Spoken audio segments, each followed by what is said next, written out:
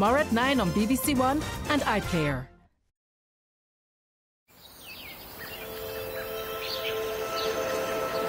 The BBC News at 1, now on BBC One with Ben Brown. Prince Harry claims he was physically attacked by his brother Prince William, according to a newspaper which says it's seen Harry's forthcoming memoir. According to The Guardian, Harry says a row over his wife Meghan ended with Prince William grabbing him by the collar and knocking him onto the floor. But Harry tells ITV there could yet be room for reconciliation before his father's coronation. There's a lot that can happen between now and then, but, you know, the door is always open. The ball is in their court. Well, there's been no comment so far from the royal family about the latest claims. Also this lunchtime. So Keir Starmer promises a future Labour government would devolve power from Westminster to local communities in what he calls a bill for people to take back control. That bill will deliver on the demands for a new Britain, a new approach to politics and democracy, a new approach to growth and our economy. Last year was officially the warmest on record in the UK, with an average annual temperature of more than 10 degrees.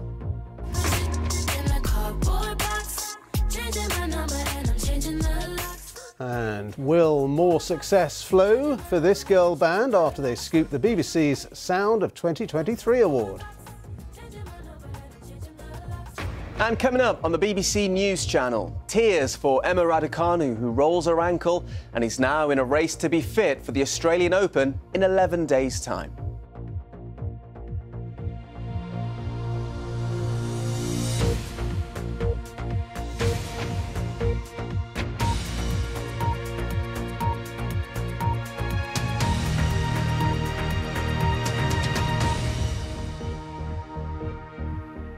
Hello, good afternoon. Prince Harry has claimed his brother, Prince William, physically attacked him, according to a newspaper which says it has seen a copy of Harry's forthcoming memoir.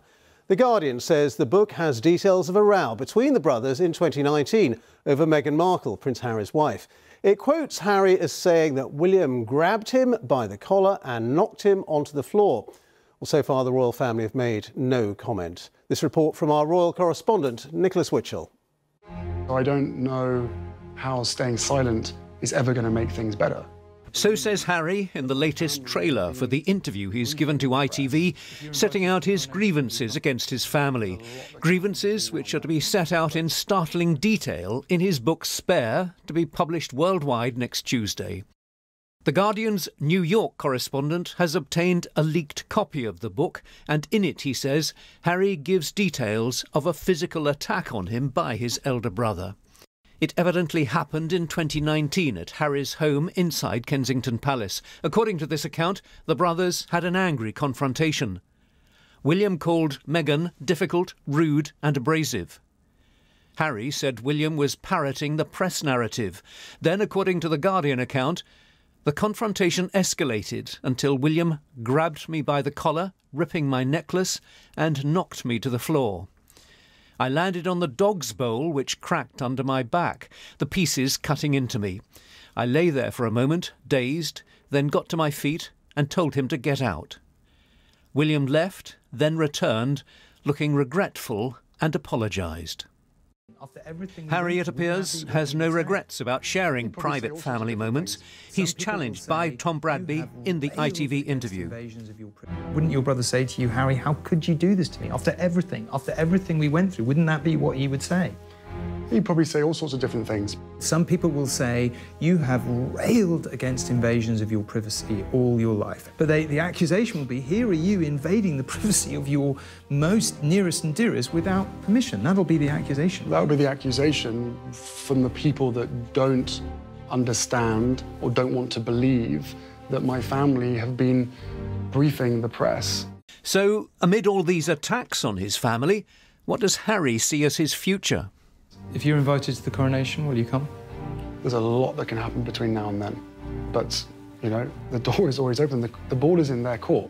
There's a lot to be discussed, and I really hope that they are willing to sit down and talk about it. For now, neither Buckingham Palace nor Kensington Palace are making any comment. Well, Nick Witchell joins me now. A lot to be discussed, says Prince Harry. Where does this leave relations between him and the rest of the royal family? Well, I think it may be rather a vain hope, certainly in the short to medium term. He expresses the hope that the family will sit down and discuss all of this. I'm sure King Charles would like to do that, but what will William's attitude be after all of this? Hard to say. I think Harry is in danger of dissipating whatever public support he has left. Some people undoubtedly will feel that he and Meghan were in some way disrespected. Some things could and should have been done better and differently within the family. But is this really the way to solve matters?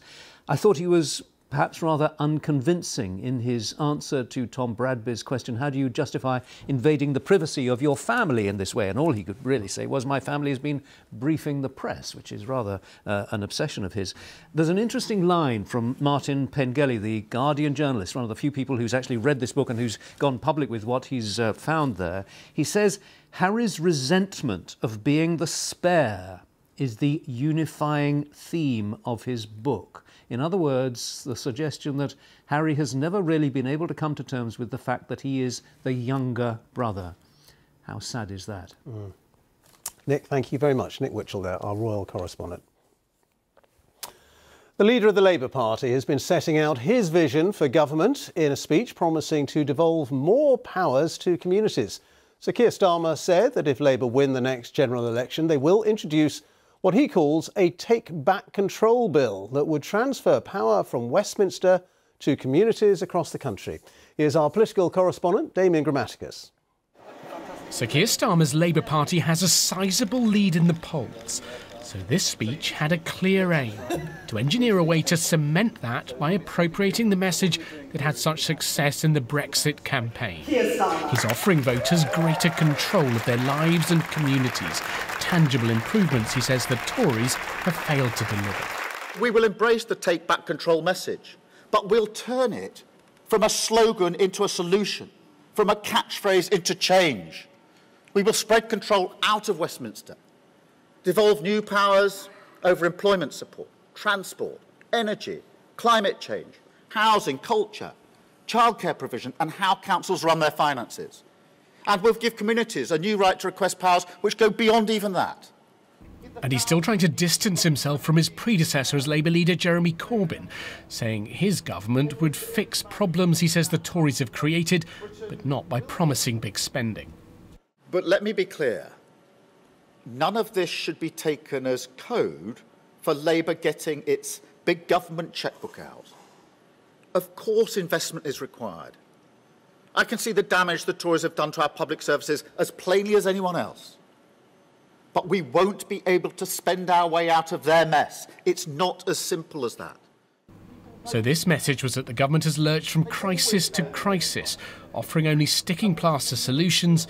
Labour should offer bold reform instead. We can feel the public looking at us again, and we won't let up. We'll work every day to earn their trust, show them a new way of governing, and lead them to the fairer, greener, more dynamic Britain where aspiration is rewarded, working people succeed, communities control their own destiny, and where politics doesn't hide from the big challenges that face our children. Thank you very much. The Conservatives say they have already devolved power, and it's Labour that's offering no new solutions. If the Labour Party's big idea is to not do anything themselves but just get other people to do it, well, that's fine. But the point is, we've got work to do. The Prime Minister set out his 5 priorities. That's what we'll be focusing on. That's what we'll be delivering on. And people will notice that there was nothing in the speech about economic growth from Labour, nothing in the speech about controlling immigration from Labour, and nothing practical about how to deal with these global issues that are affecting us all. So in 2 days, we've had 2 New Year's messages. Labour and the Conservatives both shaping their appeal for an election still far over the horizon. Damien Grammaticus, BBC News, Westminster. Let's get the thoughts of our political editor, Chris Mason, who's at Westminster. Chris, as we heard there, 2 speeches in 2 days. Yesterday we had the Prime Minister's New Year vision, if you like. Today, Keir Starmer's. You were at both of them. What do these speeches tell us about both leaders, do you think? Well, they tell us that political leaders can't resist trying to tap into, Ben, that New Year thing where people do a spot of reflecting and looking forward, and that's what the two of them have done. I think what you get when you step back and look at both speeches is, yes, both men are competing to be Prime Minister after the next general election, but because one is in government and the other isn't, the approach is rather different. So Rishi Sunak seems like a man in a hurry to prove that he can do stuff, that he can achieve stuff.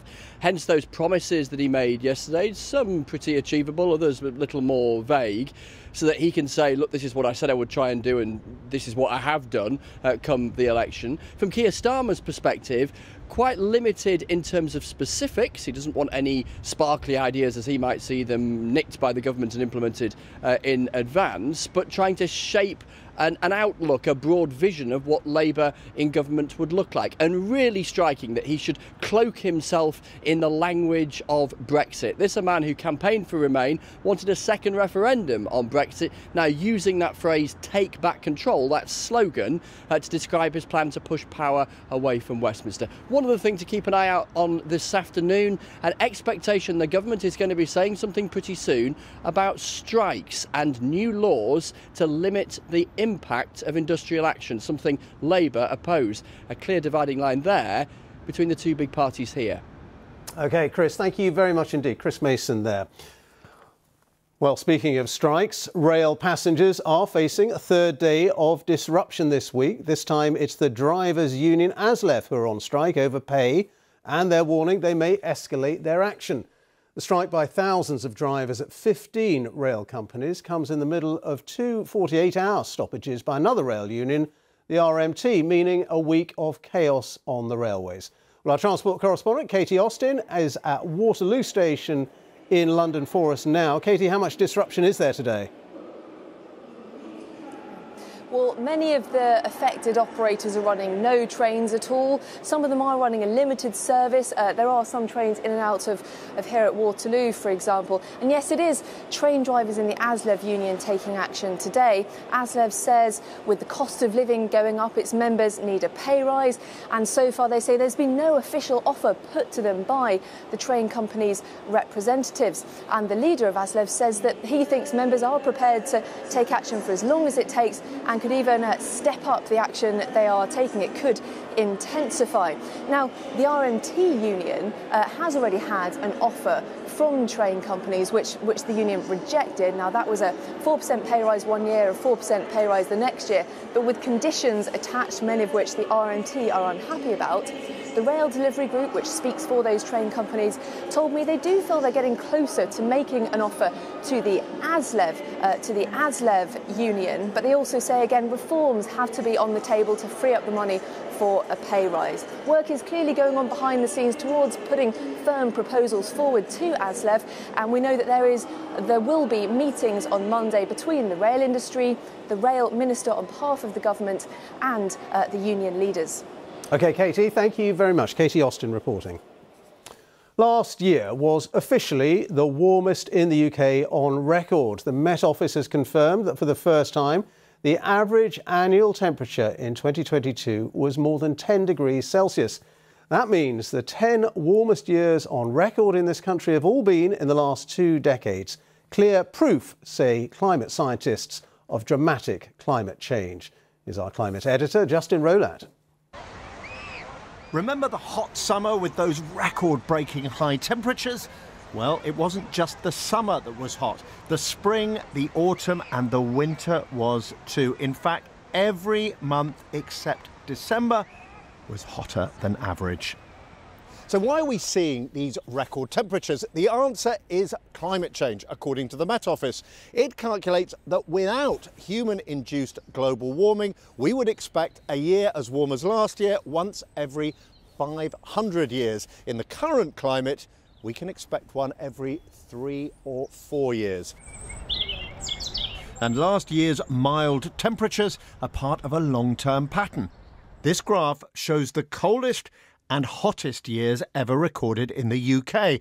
All the hottest years are within the last 2 decades, and you can see this year tops them all with an average temperature of 10.03 degrees Celsius, the first time UK average annual temperatures have topped 10 degrees. The planet is warming up as a consequence of climate change due to the emissions of greenhouse gases. And as the world is warming, we are seeing that reflected in our own statistics for UK weather and climate. So our climate here in the UK has warmed by about 1 degree on average. Last year's record temperatures drove wildfires. Houses in Dartford, Kent were consumed in the flames. Droughts affected agriculture and left many reservoirs with unusually low water levels. Water shortages led to hosepipe bans in some parts of the UK.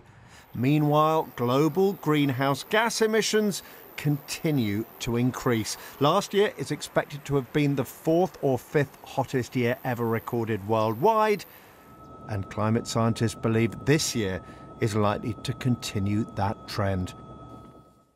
Well, Justin's with me now. Let's just pick up on that thought then. 2023, scientists think, could be warmer still. Why are they saying that? Partly because greenhouse gas emissions, as I said, continue to increase, but also we're expecting a change in a weather system in the Pacific Ocean known as El Nino. Sounds like a world away from us, but it drives weather across the world. Last year was actually in a cooling phase known as La Nina, with low average surface temperatures, and we're expecting that to switch into El Nino when water temperatures on the surface of the Pacific in the tropical regions are higher. That, as I say, affects weather patterns across Asia, but also tends to drive up global temperatures. So the bottom line is this is part of a feature which is continuing to drive up world temperatures. OK, Justin, thank you. Justin Rowlatt there, our climate editor.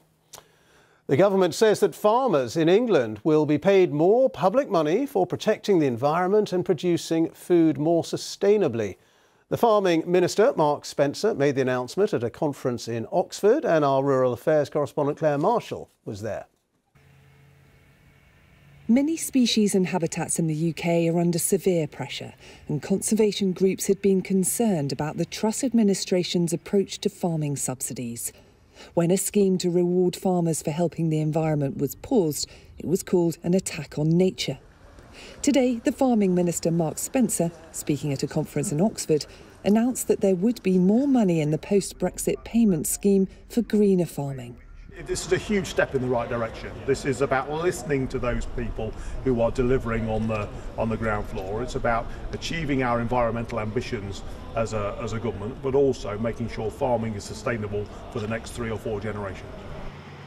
In the drive to produce food over the last 50 years, it's intensive farming methods that have had such an impact on many species.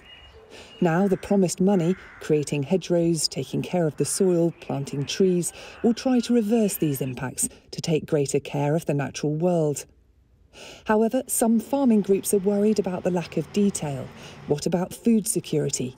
And will the environmental damage just be exported, with local producers being undercut by cheap imports? Claire Marshall, BBC News, Oxford. And the time is just 18 minutes past 1. Our top story this lunchtime. Prince Harry claims he was physically attacked by his brother, Prince William, according to a newspaper which says it has seen Harry's forthcoming memoir. And coming up, the campaigners who are calling for children to be taught in school how to deal with grief. Coming up on the BBC News Channel, Guardiola wants his players to fight until the end as City face Chelsea tonight, aiming to cut Arsenal's lead at the top of the table to 5 points.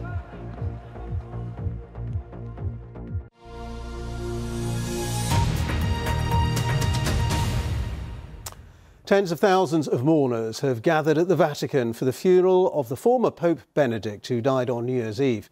Benedict had been the first pontiff to retire since the Middle Ages. Well, the service in St. Peter's Square was attended by Roman Catholic clergy and members of European royal families. It was conducted by the current Pope Francis. Our religion editor Ali Makboul reports now from the Vatican.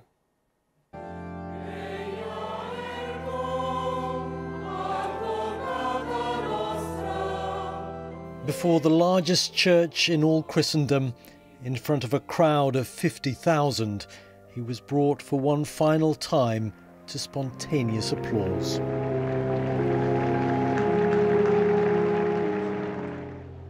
It was the last occasion the two popes were together, one presiding over the funeral of the other. During his homily, Pope Francis used biblical references in which he appeared to compare Benedict to Jesus. We want to do this with the same wisdom, tenderness and devotion that he bestowed on us over the years. Together we want to say, Father, into your hands we commend his spirit.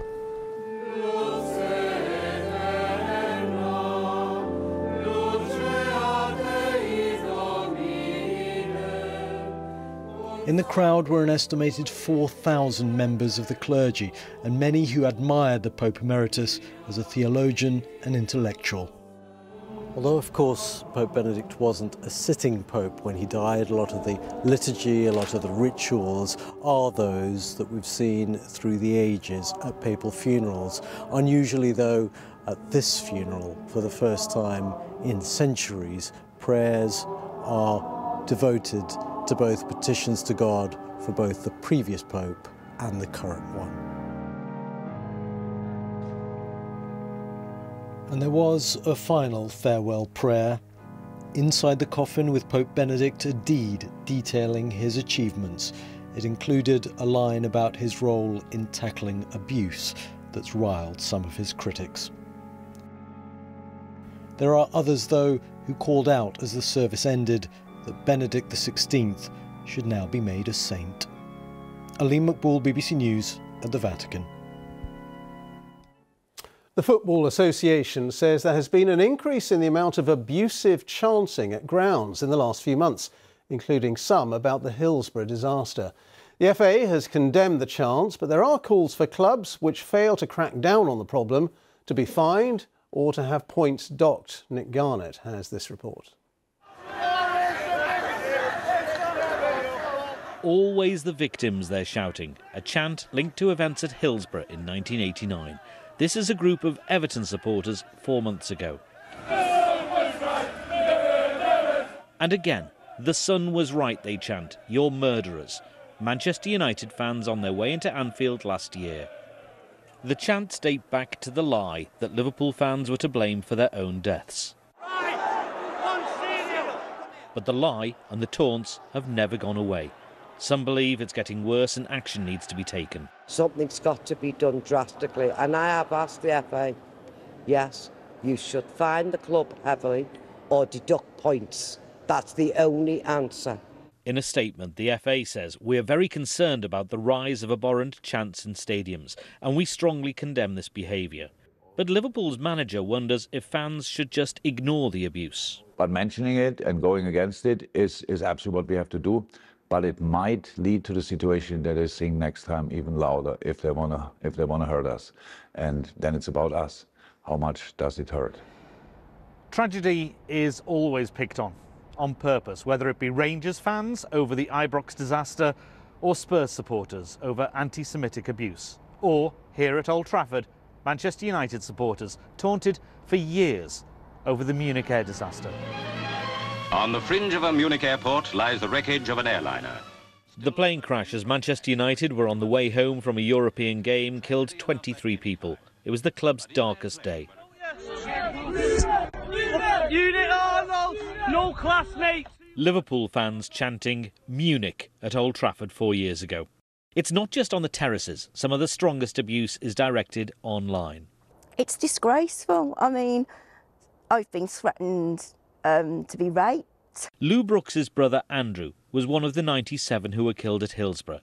She's fought to protect their reputation ever since. And I'm not putting up with it.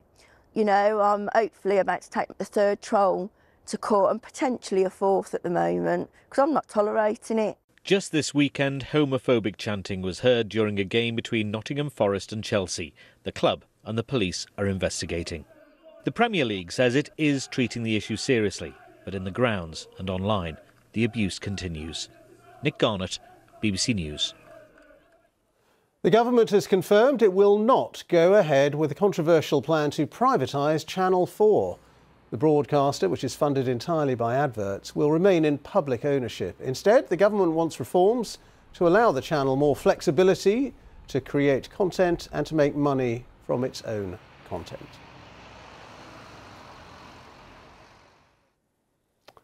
The retail website Amazon is cutting more than 18,000 jobs across the world in one of the largest layoffs in its history.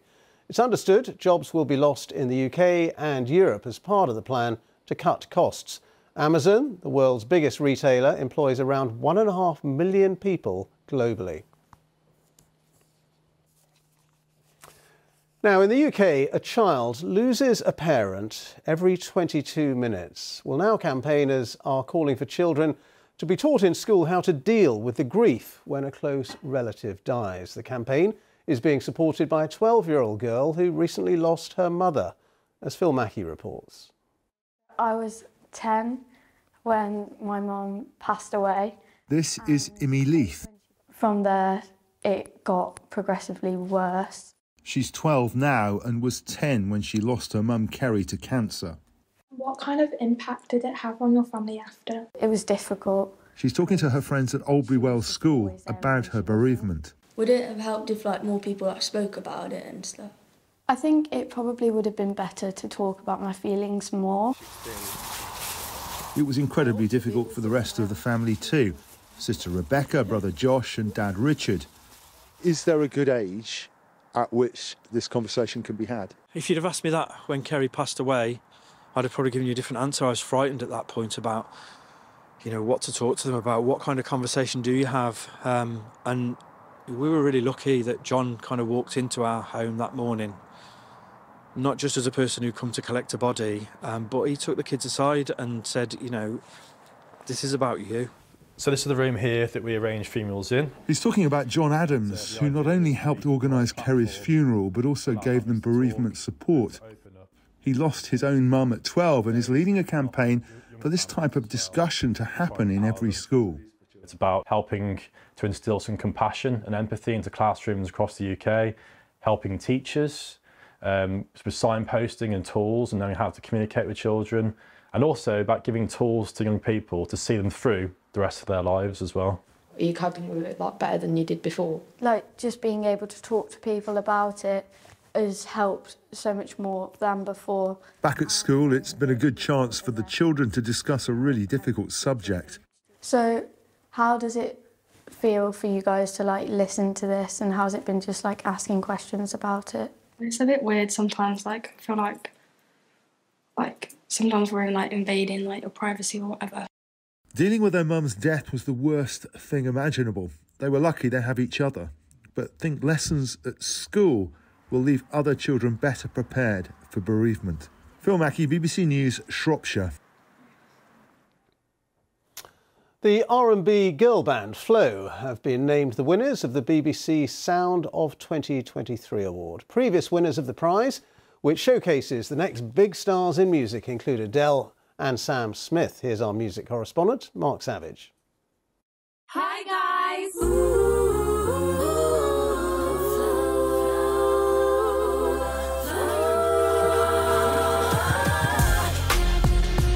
This is Flow.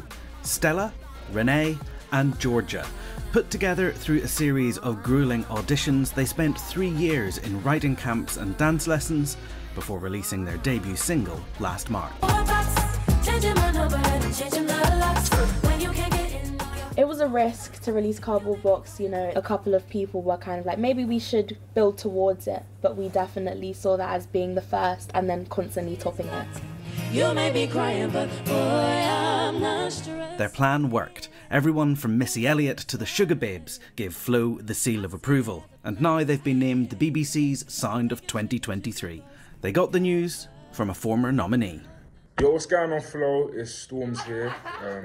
Firstly, congratulations on everything, on the success, on the amazing music, on the way that you lot have just come in the game and been a breath of fresh air and just killed it.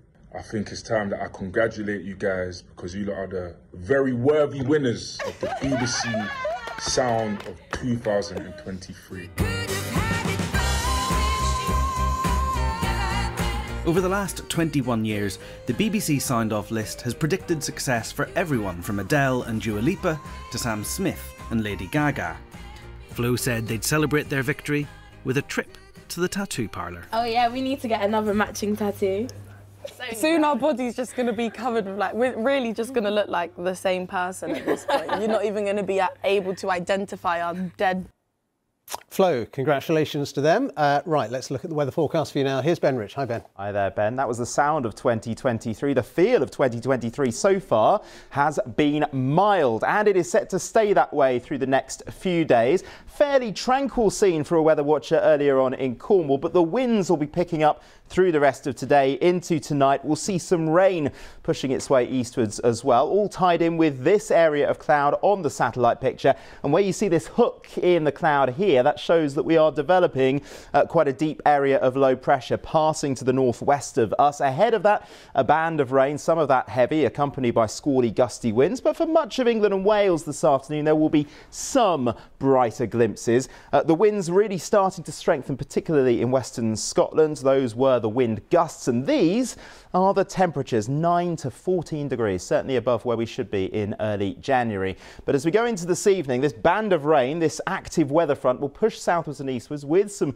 squally gusty winds, and at the same time as our low passes to the northwest of Scotland, the isobars squeezing together, there will be some really strong winds, gusts of 60 to 70 miles per hour for exposed western parts, but also some strong winds, I think, funneling through the central belt for a time. It's going to be a mild night generally, 6 to 10 degrees the minimum temperatures. Now tomorrow, a blustery start, particularly in Scotland, where there will be some showers. Those will slowly fade though. The winds will tend to ease at least for a time. This is a window of drier, brighter weather, although with more cloud rolling into the west and perhaps some rain here later in the day. Now, perhaps not quite as mild as today, but still 9 to 12 degrees above the norm for the time of year. Now, what about the weekend? Well, the wind will become a feature once again. It's going to be a blustery weekend and there will be some rain at times. And it's all because of another area of low pressure, a big low with this frontal system running ahead of it. That front is going to be quite slow moving actually during Friday night into Saturday. So some heavy rain for many,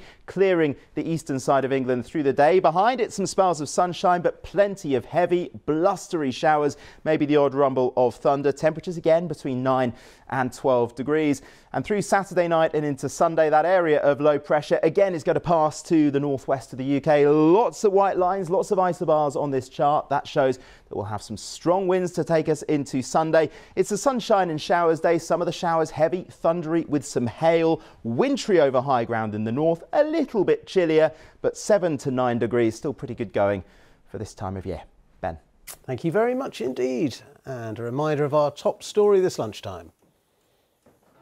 Prince Harry claims he was physically attacked by his brother Prince William, according to the Guardian newspaper, which says it has seen Harry's forthcoming memoir. And that is all from the BBC News at 1, so it's goodbye from me. And on BBC One now, we'll join the BBC's news teams where you are. Do have a very good afternoon.